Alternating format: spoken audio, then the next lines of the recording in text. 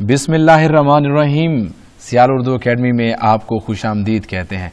नाजरीन इकराम, public service commission के interview की तैयारी का जो सिलसिला हमने शुरू किया हुआ था, ये उसकी अगली कड़ी है।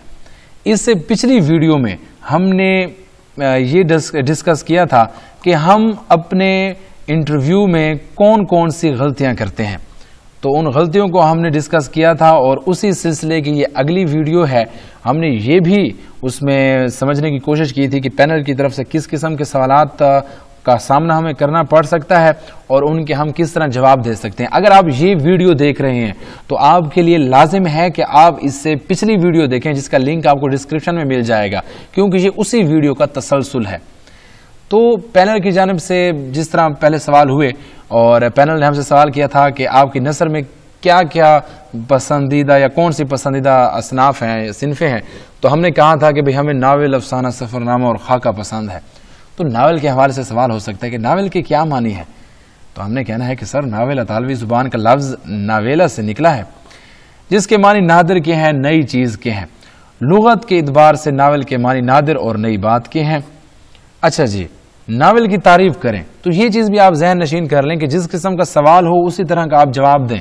सवाल हुआ है कि नावल के क्या मानी है, तो आपने सिर्फ मानी ही बताने हैं, तारीफ नहीं करनी। और अगर वो कहें कि नावल की तारीफ करें तो फिर आप तारीफ ही करें।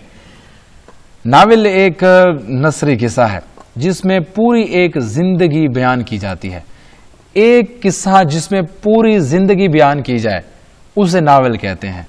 नावल के अनासर तरकीबी में कहानी है। नावल किसी न किसी कहानी पे होगा। कहानी नावल की बुनियादी ज़रूरत है। कहानी के बगैर नावल आगे बढ़ ही नहीं सकता, शुरू भी नहीं हो सकता, क्योंकि वो भी एक तरह की कहानी होती है, हकीकी कहानी या असली कहानी। इसके अलावा प्लाट कहते हैं वाक़यात की तरतीब को। कहानी में जो वाक़यात नमूदार होते हैं उनकी तरतीब को प्लाट कहते हैं। और कोई भी कहानी बगैर किरदारों के मुकम्मल नहीं होती। किरदार होंगे तो कहानी आगे बढ़ेगी। और दरअसल यही किरदार जो हैं, जब हम इनके मुकालमे डायलॉग कराते हैं तो इनसे मुख्तलिफ किरदारों की अहमियत और मुख्तलिफ किरदारों की जो नफ्सियात है वो हमारे सामने आती है। नावल के अनासर में ज़मान व मकाम भी है कि कोई भी नावल है वो एक ज़माने में या किसी एक जगह पर लिखा जाता है। अब ऐसा नहीं होगा कि हम कोई ऐसा नावल लिख लें जिसमें 300 साल पहले से शुरू हो और मौजूदा दौर तक वो आ जाए, ऐसा नहीं हो सकता। एक ही ज़माने में नावल होगा और आम तौर पर एक ही जगह पे नावल, एक ही इलाके में उसके अनासर सारे मिलते हैं। बाज़ औक़ात होते हैं कि कोई एक किरदार एक जगह से दूसरी जगह शिफ्ट हो जाए, तो बहरहाल एक ही ज़मान व मकाम उसमें ज़रूरी है, किसी न किसी ज़माने का जिक्र हो और किसी न किसी जगह का जिक्र हो। इसके बाद उसलूब नावल का एक अहम उनसर है। उसलूब कहते हैं राइटर के स्टाइल को, अंदाज को, वो किस किस्म के अल्फाज इस्तेमाल करता है उसे उसलूब कहते हैं। स्टाइल से इंग्लिश में कहते हैं। कोई ना कोई नुक्ते नज़र होता है, किसी नुक्ते नज़र के तहत भी कोई कहानी शुरू की जाती है या कोई नावल लिखा जाता है और उसका कोई ना कोई ख़ास मौजू भी होता है। हाँ, अफसाना किसी फ़र्द की ज़िंदगी को ज़ाहिर करता है। अब नावल के बारे में आप यही कह सकते हैं कि नावल में किसी एक फ़र्द की ज़िंदगी को बयान किया जाता है। नावल के अज़ा बयान करें, वही पहले भी इसको हम डिस्कस कर चुके हैं कि इसमें कहानी, प्लाट, किरदार, अंदाज़ नज़र, ज़ुबान व बयान यानी कि उसलूब, मंजर निगारी, जुज़ियात निगारी और भी बहुत सी इसके अज़ा हैं। नावल की इक़साम बयान करें, कितनी किस्में हैं, तो आप कहेंगे कि नावल की बहुत सी किस्में हैं, जिसमें से चंद मैं बयान करना चाहता हूँ कि माशरती नावल है। जो नावल बुनियादी तौर पर माशरे के किसी मसले या मसाइल की नकाब कुशाई करें, उन्हें हम माशरती नावल का उन्वान दे सकते हैं। और माशरती नावलों के हवाले से शौकत सदीकी के ज़्यादातर नावल जो हैं वो माशरती हैं। उनमें जुर्म और गुनाह की फ़ज़ा जो है वो फैली हुई होती है और ख़ास तौर पर वो निचले तबके के ऐसे किरदारों की हकीकत पसंदाना अक्कासी करते हैं जिनसे कोई जुर्म सरज़द हो जाए। और इसकी बेहतरीन मिसाल जो है वो जांगलूस है। जांगलूस उनका एक तवील नावल है और इस जांगलूस को पंजाब की अल्फ लैला भी कहा जाता है। इस नावल को आप लाजमी पढ़ें। इसमें एक किरदार है रहीम दाद और लाली, इस किस्म के किरदार हैं जो जेल से भागे हुए होते हैं, मुजरिम होते हैं। तो माशरती नावल की मिसाल अगर वो आपसे पूछ लें तो जांगलूस इसकी बेहतरीन मिसाल है माशरती नावल की। इसके बाद वाक़याती नावल, ऐसे नावल जिन नावलों में प्लाट पर ज़्यादा जोर दिया जाता है یعنی ان میں واقعات کی بھرمار ہوتی ہے، ایک واقعہ ختم ہوتا ہے تو پھر دوسرا واقعہ شروع ہو جاتا ہے، تو اسے ایسے ناولوں کو واقعاتی ناول کہتے ہیں۔ اس کے بعد اگلی قسم ہے کرداری ناول۔ جن ناولوں کا کوئی مرکزی کردار ہو، ناولوں کا مرکزی تاثر جو ہے کسی خاص کردار کی خصوصیت سے تشکیل پائے، انہیں کرداری ناول سے موسوم کیا جاتا ہے، اور اس کی بہترین مثال ڈپٹی نذیر احمد کے ناول توبۃ النسوء اور ابن الوقت ہیں۔ اب توبۃ النسوء اگر آپ نے پڑھا ہو یا ابن الوقت پڑھا ہو تو اس میں پورا ناول جو ہے وہ نسوء کے ارد گرد گھومتا ہے، اس میں کردار نسوء ہی اس کا مرکزی تاثر قائم کرتا ہے، اور ابن الوقت میں بھی ابن الوقت ہی پورے ناول پہ ہمیں چھایا ہوا نظر آتا ہے۔ اس کے ساتھ ساتھ نظریاتی ناول، جن ناولوں میں مقصد یا نظریہ یا کوئی آئیڈیالوجی پیش کی جائے تو ایسے ناولوں کو ہم نظریاتی ناول کہتے ہیں، انہیں ہم مقصدی یا نظریاتی ناول کہہ سکتے ہیں۔ اس کے بعد اگلی قسم جو ناولوں کی ہے وہ ہے تاریخی ناول۔ جن ناولوں میں تاریخ کے کسی خاص دور یا کسی مشہور شخصیت کو ناول کا موضوع بنایا جائے انہیں ہم تاریخی ناول قرار دے سکتے ہیں، اور اس کی بہترین مثال جو ہے وہ شرر کا فردوس بری ہے۔ فردوس بری کا خلاصہ میں پچھلی ویڈیوز میں اپلوڈ کر چکا ہوں، وہ بھی ناول اسی انٹرویو کی سیریز میں ہی ہیں، فردوس بری، وہ آپ وہاں سے دیکھ سکتے ہیں۔ اس کے علاوہ نسیم حجازی جو ہیں انہوں نے بھی بہت سے تاریخی ناول لکھے ہیں، محمد بن قاسم اور بہت سے ناول ہیں ان کے۔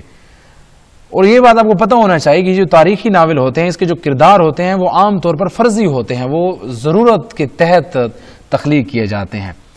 جاسوسی ناول، جن ناولوں کی بنیاد انوکھی باتوں پر، مافوق الفطرت عناصر پر اور تحیر اور تجسس پر ہو، انہیں ہم جاسوسی ناول کہتے ہیں۔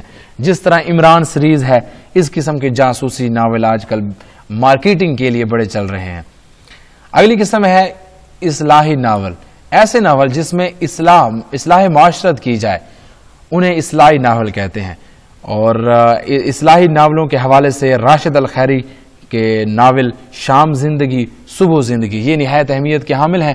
ان کے تجزیے آپ پڑھ لیں تو آپ کو پتہ چل جائے گا کہ اس میں معاشرے کی اصلاح کس طرح کی جاتی ہے۔ رومانوی ناول نام سے ظاہر ہے، رومانی ناولوں میں ایک محبت کی کہانی سامنے آتی ہے جو بطور اصول خوش کن اختتام پذیر ہوتی ہے۔ ان ناولوں کا مرکزی پلاٹ محبت میں مرکزی کرداروں کے جذبات کی تفصیل سے بھرا ہوا ہوتا ہے جو دوسروں کے مابین محبت میں پڑتے ہیں۔ تو اس میں محبت کے جذبات ہوتے ہیں، مختلف کرداروں کی محبت کے حوالے سے یہاں پہ بیان کیا جاتا ہے۔ نفسیاتی ناول، جو ناول بنیادی طور پر کسی نفسیاتی نقطے کے گرد گھومتے ہیں یا پھر کرداروں کی تحلیل نفسی میں مصروف عمل ہوتے ہیں، انہیں ہم نفسیاتی ناول کہتے ہیں۔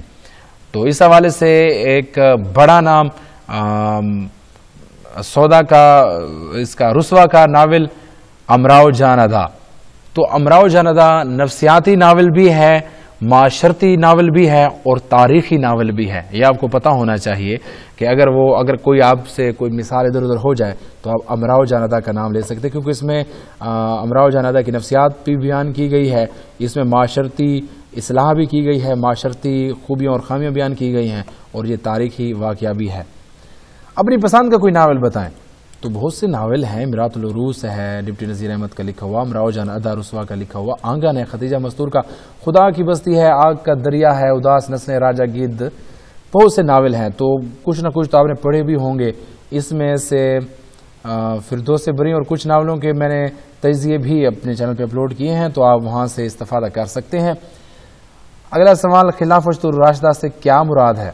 تو محمد صلی اللہ علیہ وآلہ وسلم کے وصال کے بعد حضرت ابوبکر صدیق رضی اللہ عنہ، حضرت عمر فاروق رضی اللہ عنہ، حضرت عثمان غنی رضی اللہ عنہ، حضرت علی رضی اللہ عنہ اور حسن علیہ السلام کے عہد خلافت کو خلافت راشدہ کہتے ہیں، یعنی کہ حضور صلی اللہ علیہ وسلم کے بعد کے جو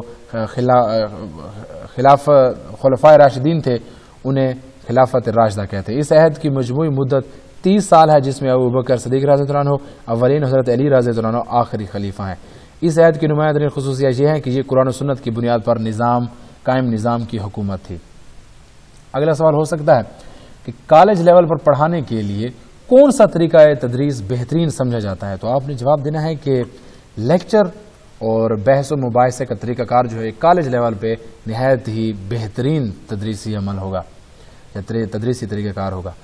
آپ بطور معلم کلاس کے اندر نظم و ضبط کیسے قائم رکھیں گے؟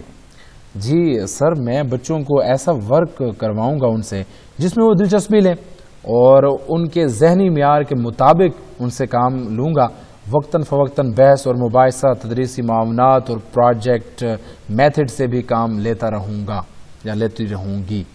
اس حوالے سے پہلے بھی میں ایک ویڈیو اپلوڈ کر چکا ہوں کہ آپ کا ادب کی طرف رجحان کیوں ہے، یا آپ بچوں کا رجحان ادب کی طرف کیسے متوجہ کر سکتے ہیں، تو اس کے لنک بھی آپ کو ڈسکرپشن میں مل جائیں گے۔ اگلی ویڈیو میں انشاءاللہ پھر سے ملاقات ہوگی، تب تک کے لیے احسان مسیال کو دیجیے اجازت۔